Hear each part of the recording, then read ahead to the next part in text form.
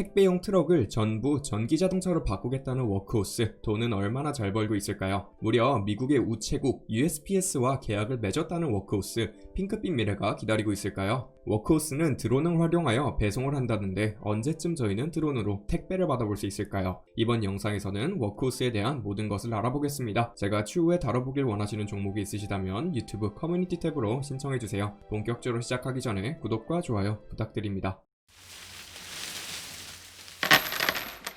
워크호스는 지속 가능하고 가성비가 높은 상업용 운송수단을 만들고 있습니다. 바로 전기자동차와 드론을 연구개발 및 생산하고 있죠. 더불어 이와 같은 기기들을 클라우드 시스템을 통하여 모니터링 및 최적화하는 시스템도 갖추었습니다. 좀 더 자세하게 사업 영역을 살펴보겠습니다. 워크호스는 택배회사를 위한 물류 운송 솔루션을 제작하는 기업입니다. 바로 라스트 마일 딜리버링 문제를 해결하려 하고 있죠. 라스트 마일이란 허브에서 집까지 택배원이 직접 배송을 해야만 하는 단계입니다. 택배를 시키고 배송 조회를 해보면 어떤 허브라고 나오죠. 여기에서 집까지를 라스트 마일이라고 하며 여기에서 발생하는 비용이 상당히 크고 줄이기 어려운 부분입니다. 워크호스가 이 시장에 참여하여 해결하려는 것이죠. 이제 제품인 전기자동차를 살펴보겠습니다. 택배를 위한 솔루션이기에 택배 트럭을 만들고 있죠. 전기자동차를 이용할 경우 운용 비용이 전체적으로 감소된다고 합니다. 기름값 및 유지 보수 비용이 절감되며 약 60%의 비용이 절감된다고 하죠. 초기에는 한 대당 가격이 현재 택배 트럭들보다 20%가량 비쌉니다. 하지만 3년만 지나면 절감된 비용 때문에 기존 택배 트럭을 사용했을 때 지출했을 비용이 더 높아지죠. 따라서 구매 후 3년만 이용하면 택배회사 측에서는 더 이익이라는 뜻입니다. 기술을 적용하여 더 효율적인 배송 시스템을 구축할 수 있다 합니다. 현재 위치를 트래킹하여 실시간 동선을 파악할 수 있으며 교통 상황에 따라 동선을 변경할 수도 있죠. 그래서 워크호스가 현재 생산 중인 모델은 C 시리즈입니다. 바로 전기 택배용 트럭이죠. 기존 차량들 대비 무게를 무려 36%나 감량했다고 합니다. 이를 통하여 주행거리를 더 확보할 수 있었겠죠. 더불어 차량의 바닥이 낮은 점도 장점으로 내세우고 있습니다.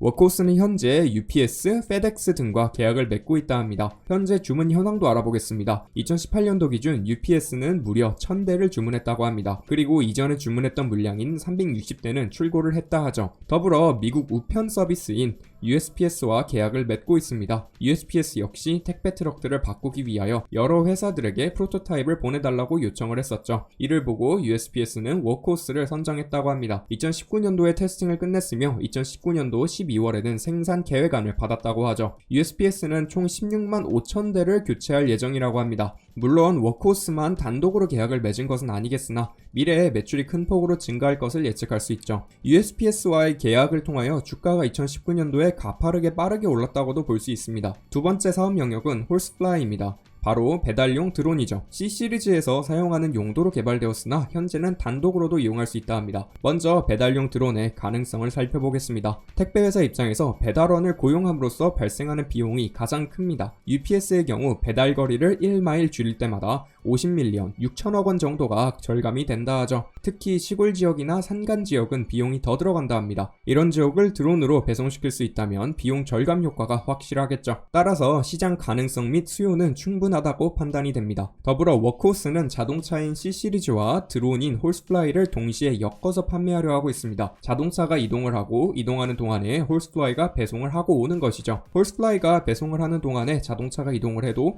이동을 한 위치를 계산하여 돌아온다고 합니다. 즉 효율을 극대화시킬 수 있는 것이죠. 이제 재무도 한번 살펴보겠습니다. 매출은 10년째 의미가 없는 수준입니다. 최근 37만 6천 달러를 벌었으며 이는 한화 4억 원 정도이죠. 당연하게도 10년째 적자를 보고 있습니다. 37밀리언 달러 400억 원 정도를 매년 잃고 있죠. 더불어 회사가 가진 부채가 너무 많아 자본이 의미값을 가지고 있습니다. 즉 빌린 돈이 워크호스의 돈보다 많은 것이죠. 매년 증자를 통하여 자금을 추가로 조달하고 있습니다. 현금은 24밀리언 달러 288억 원 정도를 소유하고 있죠. 1년 정도의 적자폭을 메꿀 수는 있어 보입니다. 이제 제가 궁금했던 부분들에 대하여 코멘트를 해보겠습니다. 바로 주행거리인데요. 현재 워크호스의 C 시리즈의 주행거리는 100마일, 160km 정도입니다. 자, 간단하게 쿠팡에서 배송을 시켰던 내역을 보니 고향 물류센터에서 오더라고요. 그래서 서울의 중심인 종각까지 거리를 계산해보니 15km였습니다. 바로 왕복 30km이니 C 시리즈의 주행거리로 충분히 커버가 가능해 보이죠. 하지만 고속도로를 타고 이동 또는 국도를 타고 이동해야 하는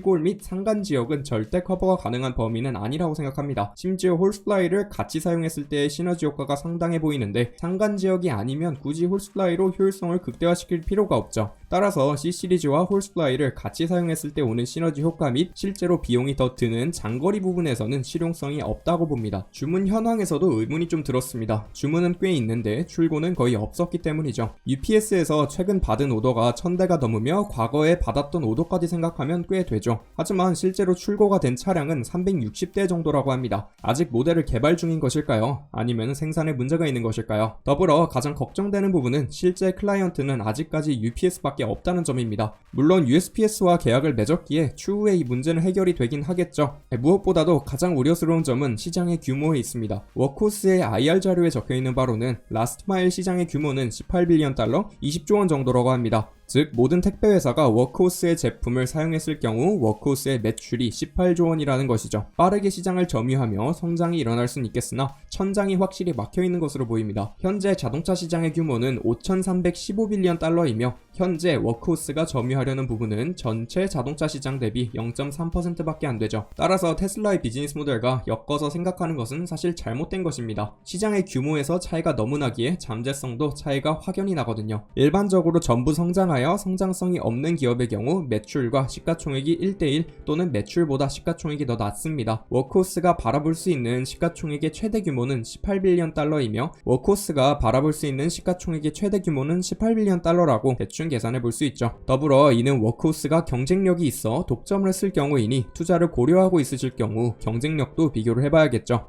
또 우려스러운 점은 바로 수익성의 여부입니다. 일반적으로 고성장 기업의 경우 마케팅 비용 및 영업 비용 또는 연구 개발 비용이 높습니다. 더 많은 고객을 확보하기 위하여 또는 더 나은 기술을 개발하기 위하여 자본을 투자하는 편이죠. 하지만 워크호스의 경우 매출 원가 자체가 매출보다 훨씬 큽니다. 단순하게 차 한 대를 만들 때 드는 비용이 판매가보다 높다는 것이죠. 부정적으로만 보기에는 오묘한 것이 라이센스 형태의 계약도 맺고 있기 때문입니다. 로드스톤 모터스라는 기업과 계약을 맺었죠. 워크호스의 자동차 프레임의 디자인만 바꾸어 판매를 할 수 있는 계약을 맺었습니다. 워크호스는 자동차 판매에서 발생하는 매출의 1%를 가져가기로 되어 있죠. 전 기본적으로 우량 기업을 좋아하는 편이지만 기술주 및 성장주들도 투자를 어느 정도 좋아하는 편입니다. 하지만 현재 워크호스로는 제품 경쟁력 및 수익성이 전혀 보이지 않습니다. 드론 사업부가 있음에도 불구하고 테스팅 결과만 있을 뿐 계약 및 파트너십 관련된 정보는 찾아볼 수 없기도 했고요. 더불어 순수익이 아닌 매출도 거의 없는 상태이죠. 지금은 클라이언트가 UPS밖에 없는 하청업체의 느낌이 굉장히 강하게 옵니다. 이외에도 미국 우체국인 USPS한테 몇 대를 수주 요청을 받았는지 찾아볼 수가 없었죠. 즉 USPS의 계약 사이즈를 통하여 미래 매출을 예측하는 형태의 계산도 아직은 어렵습니다. 저라면 워크호스가 무언가를 증명해내기 전까지는 매수를 고려하진 않을 것 같습니다. 현재 시가총액이 2빌리언 달러, 2.4조 원 정도가 되는데 매출이 4억 원이라는 점은 이해를 할 수가 없거든요. 더불어 워크호스는 신생기업이 아닌 상장된 지 10년이 넘어가는 기업인데 아직도 아무런 성과가 없다는 점이 걸립니다. 구독자 여러분들은 워크호스의 미래에 대하여 어떻게 생각하시나요? 혹시 제가 놓친 워크호스만의 기술력이 있다면 댓글에 남겨주세요. 영상에 대한 질문 또는 투자에 대한 질문을 남겨주시면 성심성의껏 답변해드리겠습니다.